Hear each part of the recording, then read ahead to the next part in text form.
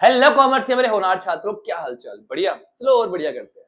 11th class तो complete हो गई है, अब बारी है 12th की। हाँ या नहीं?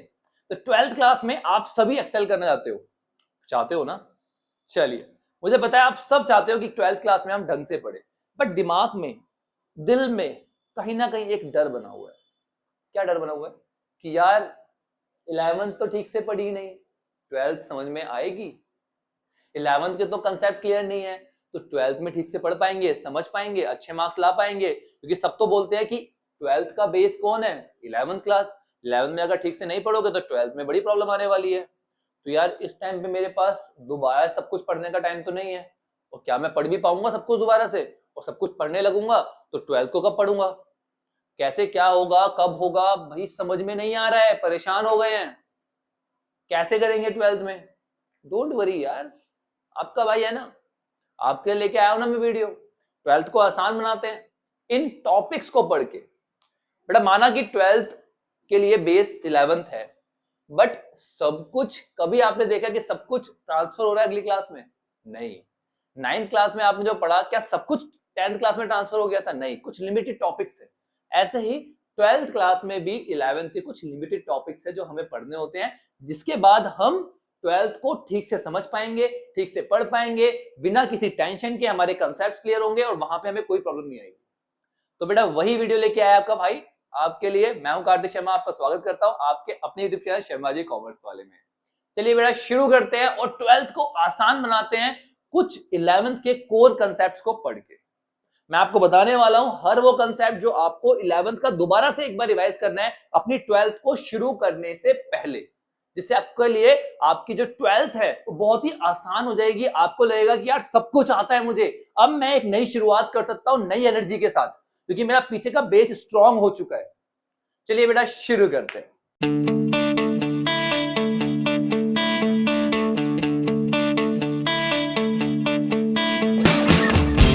चलिए शुरू करते हैं अकाउंटेंसी से। कौन से ऐसे टॉपिक जो हम पढ़ ले क्लास 11th के तो 12th में हमें प्रॉब्लम नहीं आएगी?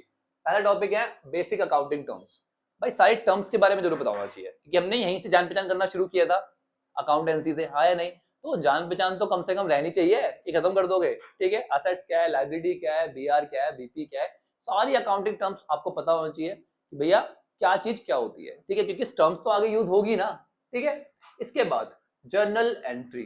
भैया जिसको जर्नल एंट्री आती है ना, अकाउंटेंसी उसकी दोस्त है, ठीक है? क्योंकि अकाउंटेंसी में भर भर के जर्नल एंट्री हो। 11th क्लास से आप 12th में जा रहे हो ना, वहां पे आपको सब कुछ जर्नल एंट्री मिलेगी। और जर्नल एंट्री का ना मतलब प्रोस्पेक्ट बढ़ता जा रहा है, हर क्वेश्चन में जर्नल एंट्री। पहले अकाउंट बनवाते थे, अब जर्नल एंट्री पूछते हैं, ठीक है? तो भैया जर्नल एंट्री तो कोर है अकाउंटेंसी का, ठीक है? अगर अकाउंटेंसी में एक्सेल करना है, राजा बनना है ना अकाउंटेंसी का, तो सिंपल सी बात है, जर्नल एंट्री को अपना गुलाम बना लो, ठीक है? हर एक ट्रांजैक्शन की एंट्री आपको पता होनी चाहिए, जो भी आपने 11th क्लास में पढ़ी है, विथ इफेक्ट, विथ रीजन, ऐसा हुआ तो क्यों हुआ, रट्टा नहीं मारना। समझ में आ रही है बात? समझना चाहते हो ना, तो आपके भाई की वीडियो देख लेना, सारे कंसेप्ट समझा रखे हैं मैंने, ठीक है? चलो, इसके बाद आपको डबल कॉलम कैश बुक और लेजर का एक एक क्वेश्चन कर लेना है, ठीक है? कि आपको पता हो कि भैया कौन सा इफेक्ट कहाँ पे डाला जाता है हर एक अकाउंट में। भाई पोस्टिंग करते हो जनरल एंट्री को, किस में करते हो? लेजर में करते हो, तो एक क्वेश्चन कोई भी ट्राई कर लेना, उससे आपका कंसेप्ट जो है वो क्लियर हो जाएगा, ज्यादा कुछ करने की जरूरत नहीं है, ठीक है? एक question double column cash book का कर लेना, तो आपको समझ में आ जाएगी कैश बुक कब बढ़ती है कब कम होती है, सारे इफेक्ट समझ में आ जाएंगे। क्लियर? चलिए, इसके बाद डेप्रिसिएशन बहुत इंपॉर्टेंट है बेटा क्लास 12 के लिए, क्योंकि ये कंसेप्ट ऐसा है जो कहीं भी आपका पीछे छोड़ने वाला नहीं है, ठीक है?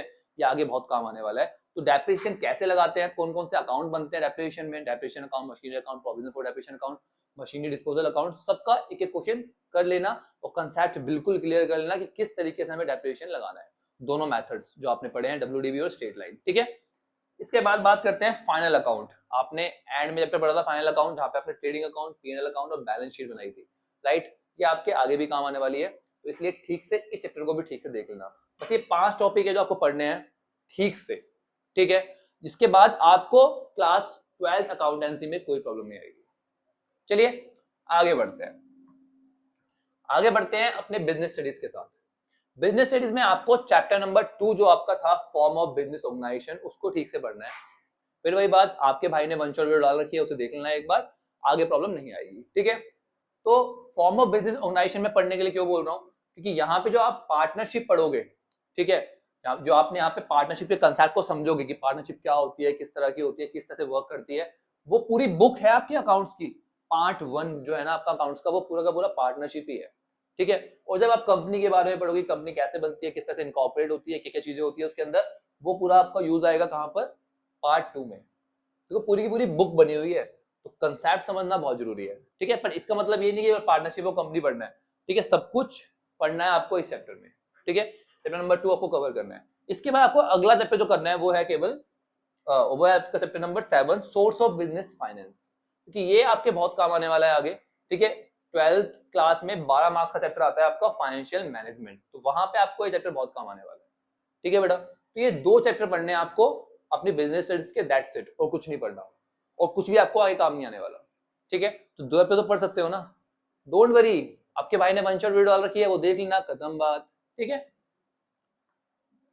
अब बात करते हैं मैथ्स की। आपको पता है कि यार मैथ्स तो ना आपका बेस होता है जो हर साल अगली क्लास में काम आता है, ऐसे यहाँ पर भी है, बट सारे टॉपिक्स नहीं है, ठीक है। कुछ टॉपिक्स है जो आपको पढ़ने पड़ेंगे, जो आपके 12th में काम आएंगे, ठीक है। जैसे set and relation and function, ये टॉपिक आपको पढ़ना पड़ेगा, इसको समझना पड़ेगा, क्योंकि ये आपके relation and function probability chapter में काम आएगा क्लास 12 में। इसके बाद ट्रिग्नोमेट्री, जो आपके इनवर्स ट्रिग्नोमेट्री, इंटीग्रेशन और डेरिवेशन में काम आएगा। इसके बाद लीनियर इनइक्वालिटीज, ये लीनियर प्रोग्रामिंग में काम आएगा, ठीक है। परमुटेशन कॉम्बिनेशन, ये प्रोबेबिलिटी में काम आएगा, पूरा का पूरा काम नहीं आएगा, बट छोटा सा पार्ट है प्रोबेबिलिटी में इसका, ठीक है, जहां से आप इंपॉर्टेंट क्वेश्चन बनाओगे अपने, कुछ क्वेश्चंस है। इसके बाद कॉनिक सेक्शन का सर्कल वाला पार्ट पढ़ लेना केवल, ये यहाँ पे एप्लीकेशन ऑफ इंटीग्रेशन में काम आएगा, ठीक है। लिमिट एंड डेरिवेशन जो है वो इंटीग्रेशन डेरिवेशन में काम आएगी, ठीक है। प्रोबेबिलिटी बिल्कुल सेम टू सेम चैप्टर है, प्रोबेबिलिटी से 10th की प्रोबेबिलिटी 11th में काम आई थी, 11th की जो है वो 12th में काम आएगी। 3D चैप्टर आपने पढ़ा था, वो 3D आपका ऐसा का ऐसा ही 12th में काम आने वाला है।